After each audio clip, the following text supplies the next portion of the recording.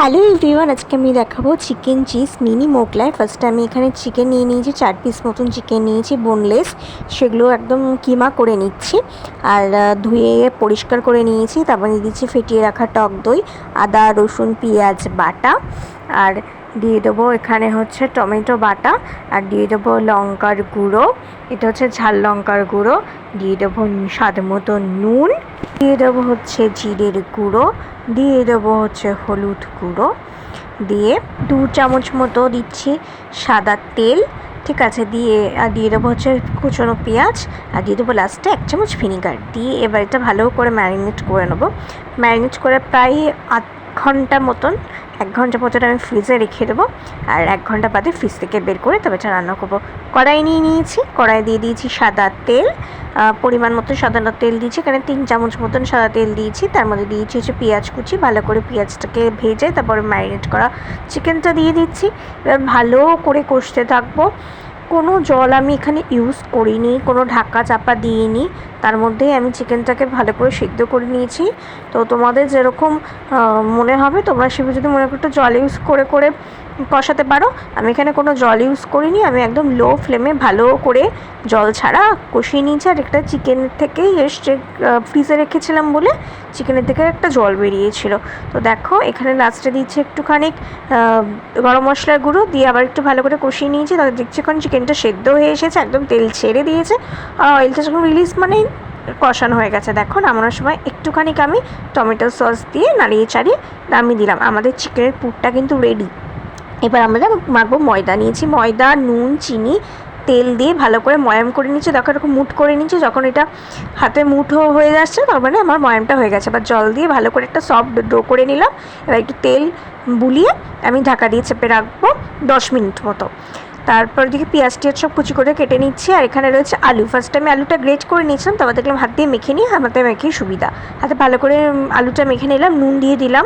এবার দিয়ে দেবো পেঁয়াজ কুচি, আর এবার একে একে কিছু মশলা দেবো। ফার্স্টে দিয়ে দিচ্ছি হচ্ছে লঙ্কা কুচি, আর ওই দিকে দিয়ে দিচ্ছি চাট মশলা, আর এই দেখো একটা ডিম ফাটিয়ে নিয়েছি, ডিমের মধ্যে 2 হাতে দুধ তুলে নিয়েছি, দিয়ে ভালো করে ফেটিয়ে সেটা আমি আলুর পুরটার মধ্যে দিয়েছি। আর দিয়ে দিয়েছি একটু টমেটো কুচি লাস্টে, দিয়ে ভালো করে এই পুরটাকে মেখে আলাদা করে ঢাকনা চাপা দিলাম। দেখো এবার আমি লেচি কেটে নেবো।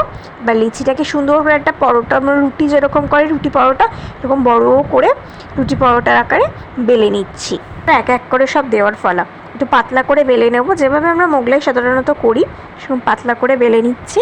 আর এর মধ্যে ফার্স্ট আমি দিয়ে দেবো হচ্ছে যে আলু টমেটো পেঁয়াজ কুচি দিয়ে যে একটা পুরটা তৈরি করে রেখেছিলাম, সেই আলুর পুরটা বেশ কিছুটা দিয়ে দেবো। দেখো চারিদিকটা একদম ছড়িয়ে ছড়িয়ে দেবো। আর তারপরে আমি দিয়ে দেবো এর মধ্যে হচ্ছে যে চিকেনের পুরটা করে রেখেছিলাম, সেই চিকেনের পুরটা। তো চিকেনের পুরটা ভালো করে দিয়ে দিলাম। আর এবার চিজ আছে, এটা মোজারেলা চিজ, এটা আমি গ্রেট করে দিয়ে দিচ্ছি। এবার আমি এটাকে মুড়বো, যেইভাবে মোগলাই মোড়ে দেখো এপাশে কিছুটা মুড়ে দিচ্ছি, এই সাইড দিয়ে কিছুটা মুড়ে নিচ্ছি, আবার ঘুরিয়ে এই দুটো সাইড মুখটাও বন্ধ করে দিলাম। একটু জল লাগিয়ে নেবে, তাহলে মুড়তে খুব সুবিধা হবে।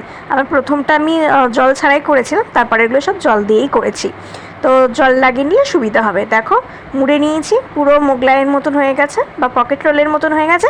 এবার ওই যে ডিমটা যে গুলে রেখেছিলাম না দুধ দিয়ে, সেই ডিমের মিশ্রণটা আমি এটার গায়ে ভালো করে লাগিয়ে নেবো, ভালো করে মানে ডিমের দিয়ে কোট করে নেবো। আর এবার একটা ফ্রাইং প্যানে তেল বসিয়ে দেবো। তেলে এবার এখানে ডিপ ফ্রাই আমি করছি না, তোমরা চাইলে ডিপ ফ্রাই করতে পারো, আমি ডিপ ফ্রাই করিনি, হেলথের দিকে তো একটু খেয়াল রাখতে হবে, ওর জন্যে অল্প তেল দিয়েছি। দিয়ে যাবে আমরা পরোটা ভাজি ওরকম অনেকক্ষণ সময় নিয়ে এপিট ওপিট চেপে চেপে সাইডে চেপে চেপে আমি ভালো করে ভেজে নিচ্ছি। তোমরা বাড়িতে একবার জাস্ট বানিয়ে দেখো, দুর্দান্ত হয়, দারুণ। আর যদি মনে করো চিজটা একটু বেশি দেবে বা স্লাইড চিজ দেবে, তাহলে কিন্তু খেতে আরও বেশি ভালো হবে। তো তোমরা অবশ্যই আমার বাড়িতে ট্রাই করে দেখো, এটা আমার সম্পূর্ণ একদম নিজস্ব রেসিপি, তাহলে আমি তোমাদের সাথে শেয়ার করি।